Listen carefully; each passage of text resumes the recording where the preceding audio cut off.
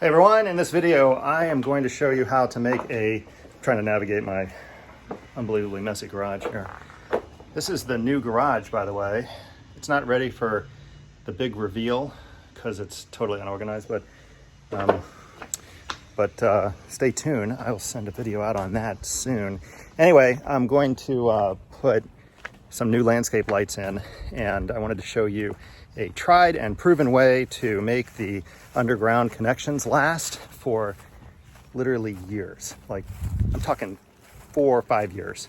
So I'm going to show you what you need, and we're going to put this one light in. Obviously, you would do this in order. You know, you would put the lights where you want them, and then later go around and glue them all and put them in position. But anyway, let me show you.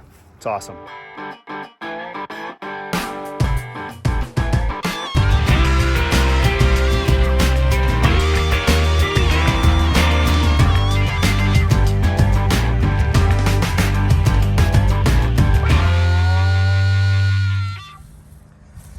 Okay, here's what you need. I'm going to set the tripod up here in a minute. Heat gun, heat shrink connectors. These are marine heat shrink connectors. You crimp them, heat them, they shrink up. Some 3M black 5200. It has to be the black stuff. Wire cutters, crimpers, gloves, and plastic bag, believe it or not. Ziploc bag. That's it. That's all you're gonna need. So I'm going to set the tripod up. We're putting these 2 new lights in. I'm actually going to put lights in this whole area. It's really, really dark over here, and got the shed, put the fence in, and so I think I'm going to put one of those lights here in the corner there. Another one up here, maybe. One right there. Probably just one here. And then these 2 here. Part of that is this road is not super busy, but if some drunk idiot comes flying down this road, it turns right here. So there is some chance that somebody could plow through here someday. So I figure these lights might just give it a little bit more light in this area. This is all dark over here. There's lights here on this palm tree. There's lights here on this magnolia, lights on that palm, lights on that little pygmy date up there. And then of course those 2 coach lights on either side of that window. But for the most part, it's pretty dark over here. So we'll light this up and see how it looks tonight. But for this video, I want to show you how to make these connections that will last years. Years and years and years. So here we go. Okay, so this is the lead that comes from the other light. For whatever reason, these lights come with really long leads. Normally they don't. This is the lead coming from this light. I cut this much off. I'm just gonna throw this away because I'm gonna switch to the actual underground landscape light. This is 14.2. I find that I'm sorry, this is 16.2, I think, pretty sure. I'll put it in the notes below. But I find that 14 is just too thick. Anyway, strip back everything.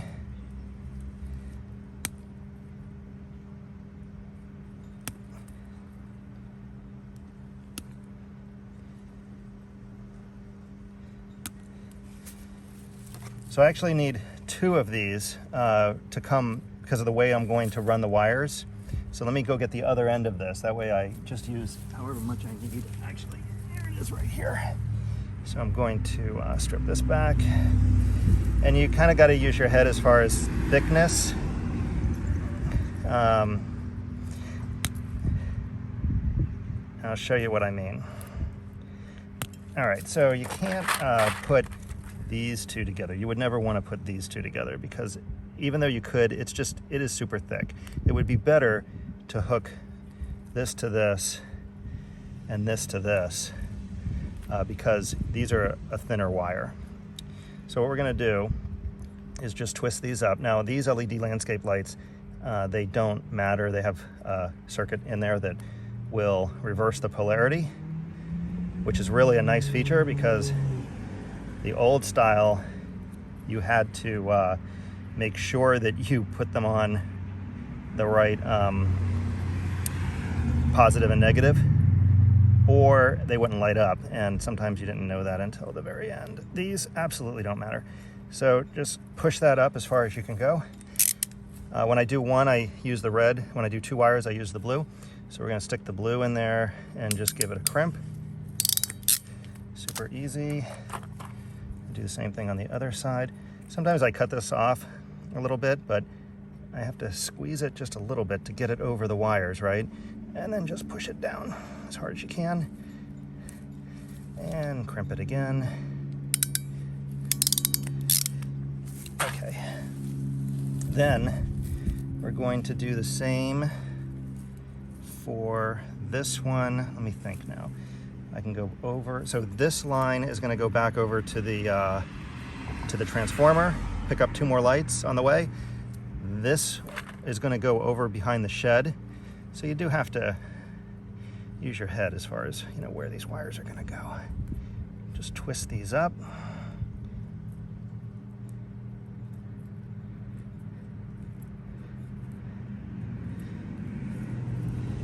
And same program, we're just gonna stick them right in there, squeeze this just a little bit so you can fit the wires, and push, push, push. There we go. Now this time I'm gonna crimp it on the inside like this.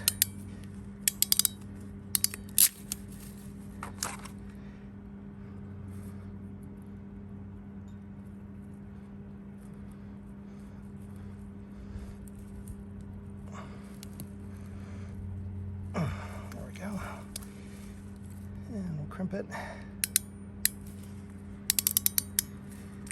Okay, so now that you have everything mechanically crimped, we're gonna hit this with the heat gun and shrink this up. So here's where part of the magic begins. This is a 2-step process because I used to just do this crimp or the heat shrink and leave it. I thought that was good enough. It is if you're looking for like a year of performance. But these LED landscape lights, they last for 3, 4, 5 years if you get the aluminum ones. These are aluminum and really high quality. It's about 80, 90 bucks for 6 of them. And what happens is the LED light outlasts your underground wiring. And that is just really a bummer. So this process will cause this connection to withstand many years of getting wet and dry, wet, dry, you know, all kinds of abuse.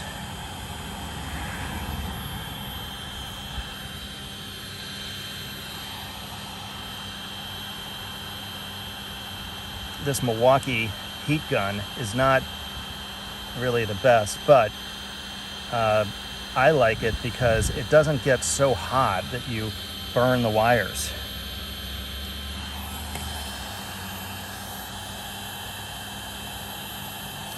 So if you've never done this before, these heat shrink connectors, they kind of turn translucent when you heat them all the way. It melts, a little bit of glue squirts out.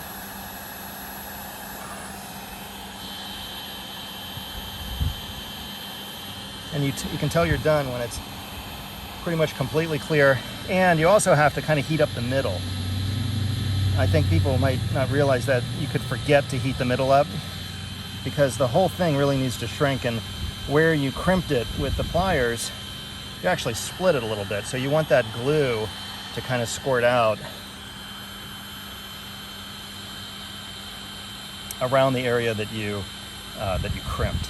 So anyway, I think we're good. You can see the glue that's coming out. Okay, so we're gonna let that cool off for a minute while we put our gloves on, because this next part is super messy.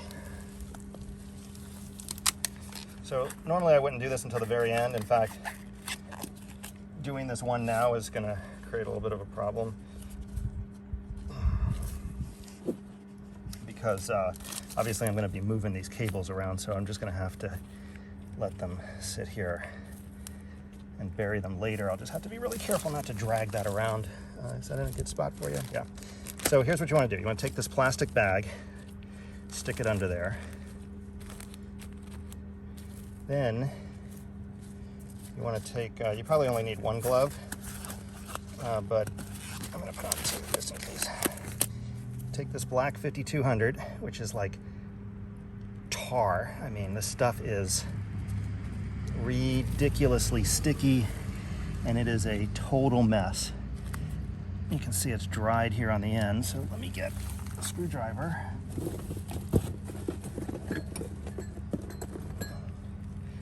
And we'll just pop this out.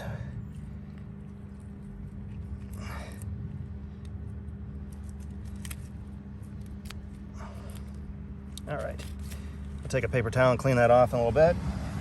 You don't want to step in this. You don't want to get it anywhere. It is such a mess. Anyway, goop it on. Give it a good layer like that, and then squish it around really good. Squish it, and try to pull the product down into the fitting on either side like that. See that? And then just place it on the paper bag. The plastic bag. Take the glove off. So oh look, I got it on myself. I always get it on myself. It's ridiculous. Anyway, that plastic bag, believe it or not, will stay there for a month. It won't blow away. It won't do anything because it's stuck to the bag. When it's cured, which takes about 2 or 3 days, you can peel the plastic bag off and bury that line, and that connection will last you years. I mean, I've had them underground for 3-4 years, no problem. Pretty neat, huh? Butt connectors, black 5200, and heat shrink butt connectors. It's the way to go. As always, thanks for watching. Actually, you know what? I think I'll put a little edit in here tonight so you can see what it looks like at night. So stay tuned. All right, I'll zip tie these up nicely later, but I've wired them in. Let's flip it to on. Make sure that they light up, which they do. I put 5 in, and I already buried this line, but that's what it looks like. So there's one. There's the one we did together on the bag there. Here's one over here with the little baggie, and then the baggie for this one is right there behind the pool pump right there. And you can just leave those there for, you know, a week. I mean, probably 3 or 4 days, and they're good and hard, but the sprinkler can hit them, it can get rained on. It really doesn't matter. It just has to, the only real purpose of the bag is so a bunch of mulch and dirt doesn't stick to it. But that bag, it's actually pretty funny. I mean, you have a little mini hurricane, that bag won't move. Anyway, came out pretty nice, I think. We'll see how much light it produces. So stay tuned. We'll come back out here tonight. All right, let's go see how the lights turned out. If you follow my channel and you saw my fountain install video, that's what the fountains look like at night. I've got one spot on them. They look great. Pretty nice, right? Let's go take a look at those lights that we put in today. Oh wow, look at that, they're brighter than I thought.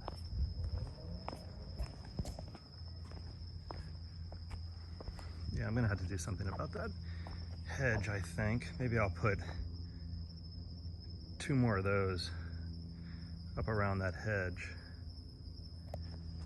Let's go see what it looks like around the pool equipment. These are plenty bright enough. Did exactly what I wanted it to. Lights up this corner just fine. Got an in-ground spot that shines up on that tree. And yeah, this came out just fine. I mean, it's enough light. You know, you don't want to highlight the pool equipment, but it's enough light to make it through this walkway here with no problem.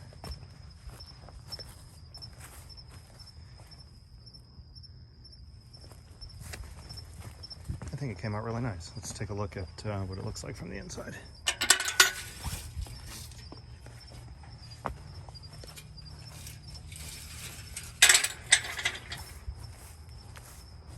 So this area was really dark over here. Now it's totally fine. I could probably do with one more you know, the camera doesn't do it justice. The camera is trying to illuminate everything. But this is perfect. This is fine. All right, good deal. Well, as always, thanks for watching. Please subscribe. I post new, totally random videos all the time, and I really appreciate you smashing that like button. Please leave a comment. I answer all my comments. And if you like my videos, please subscribe. As always, thanks for watching.